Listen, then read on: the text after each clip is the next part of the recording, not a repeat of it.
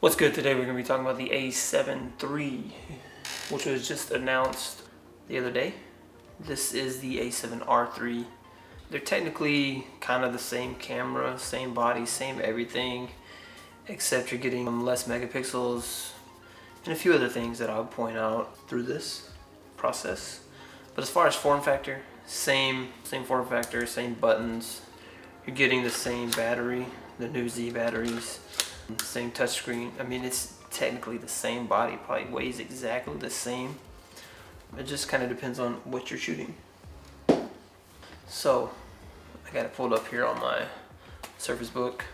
So the A7 III, not 2, I keep wanting to say 2 for some reason.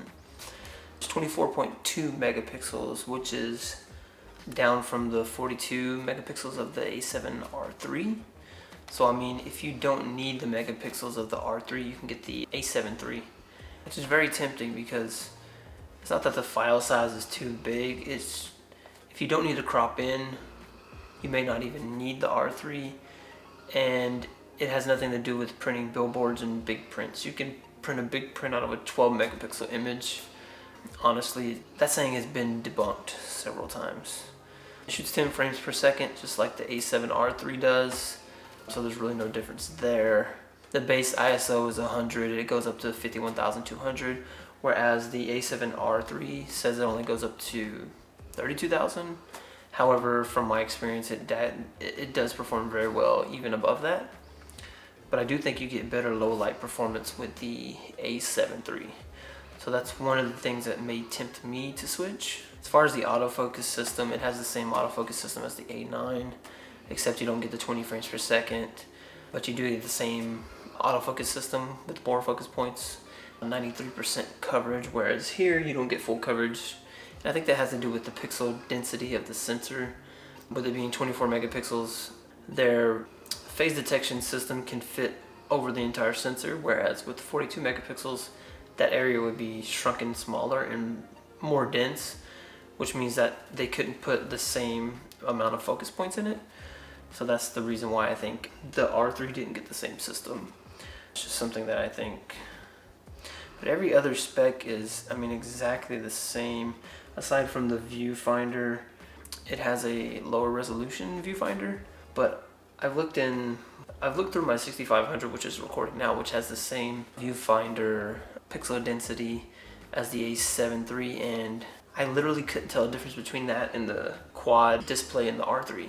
I mean, I couldn't tell the difference myself. So I don't think it's something that you're really going to notice. I mean, it's like 2 point something million dots versus 3 point something. I really don't think you're going to notice it. So it starts at $1,999.99, aka $2,000 for the body only, which compared to $3,198 for the R3. So you could save about close to $1,200 and get technically the same camera. So I was kind of surprised that this camera has the same features as my R3, and unless you need the 20 frames per second silent shutter, I don't know why you would buy the A9. I've used the A9, it's a magnificent camera. It does warrant the price that it has because it's competing with the, the D4 and the 1Ds and things like that, but I honestly wouldn't have a reason to get an A9. I would get an A7 III, but it does go up.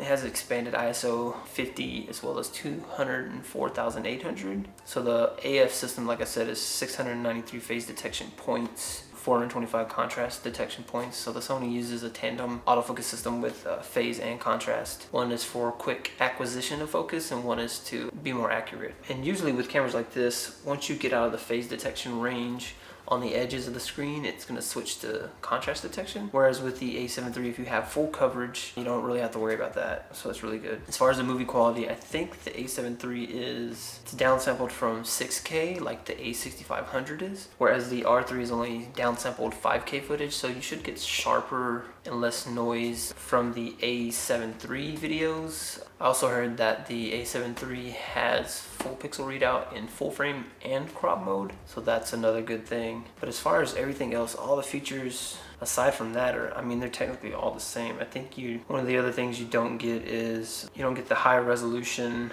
shooting mode. I forgot what it's called, where you can take a bunch of high resolution, pixel shift. So you don't have pixel shift in the A7 III, so that's one of the other differences. But I mean, technically there aren't a lot of differences. It's a new sensor. They didn't put the old A7 II sensor in here. Honestly, I couldn't stand the A7 II. I even went from the A7 II to the A6300 because I just felt like the quality and the low light performance of the A7 II was horrible. I had better results with the A7R, which wasn't even rated as high in the ISO range, and I was getting more sharper images. Of course, with a higher resolution, you're gonna be compressing those pixels a little more. They're more dense, but I don't know, I had two A7 IIs before and I just hated that camera. I love the A7S, the original one, the A7S II. I love the A7R, the original one. The R2, aside from the buffer, I love that camera. I love the R3. I think the A7 II is going to be probably the best option out. And I mean, for an entry-level camera, all the other companies aren't going to be able to compete with that. That's just insane. So battery life is going to be really good. Probably not going to be too much different from the A7R III. It's probably about 50 to 100 shots. But honestly, it all depends on how you use your camera. The thing that kind of set it apart now is that the A7R II was the first one to have the backside illuminated sensor, and then they put that in the A7R III, of course, and then I wasn't expecting that in the A7 III, so that's why you get better ISO performance now that they're putting that same sensor technology into the new cameras. So I'm expecting the A7S III to have a backside illuminated sensor as well, which is going to give them a boost in ISO over the S2. So that's how they're going to progress a little bit, but we'll talk about the A7S III another time. I'm still waiting for that camera. The other thing is you won't get, from what I'm told, is you won't get the sync terminal. Although the door on the A7 III looks the same size, so I don't know what is there. Maybe it's just blank. They say you don't get the sync terminal here. So that may be another reason why some professionals use the R3, because they need to have that sync terminal in there. Basically, right now you can't get to the A7 III page on Sony's website. What I've done is, like I've done in the past, is just go to the A7R3 page, find on the link where it says R7RM3 from Mark III, delete the R, enter, and it takes you there. So right now this page, I guess, isn't live yet. It may be by the time this video's out, but when I Google it, it doesn't show up. So I've had to go here manually. And yesterday when they announced it, there wasn't even a price here, but you can see there's a price now and you can be notified. So I think pre-orders are gonna start Wednesday on the 28th, which may or may not be today. I don't know when I'm gonna post this. And then it should start shipping into March, around April. But yeah, basically you can get the A7R III for $31.98, or you can get the A7 III, no sync terminal, lower res viewfinder.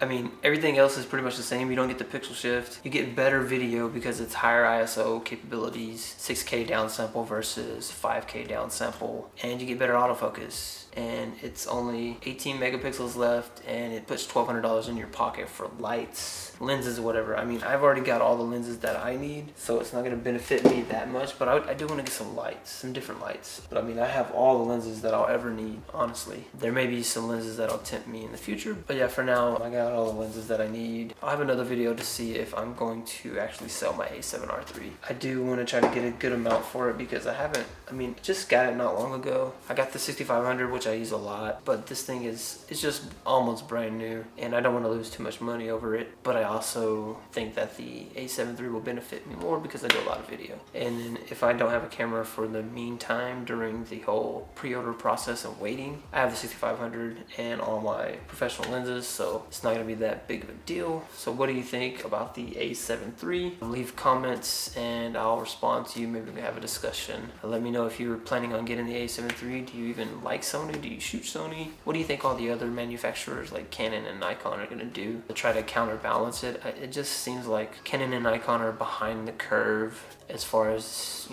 4K and different things. I still don't think 4K is that mainstream yet. I do shoot all my videos in 4K, but a lot of times I'll downsample them to 1080p. But still, they just put IAF in, I think it's the M50. So they are working on some things, but I think until they release like a full frame mirrorless, they're still gonna be kind of behind. So yeah, I'll catch you guys in the next video. What's good? What's good? What's good? Today we're gonna talk about the A7 II. Why do I keep saying A7 II? It's A7 III, obviously. I hate lavalier mics. They don't work.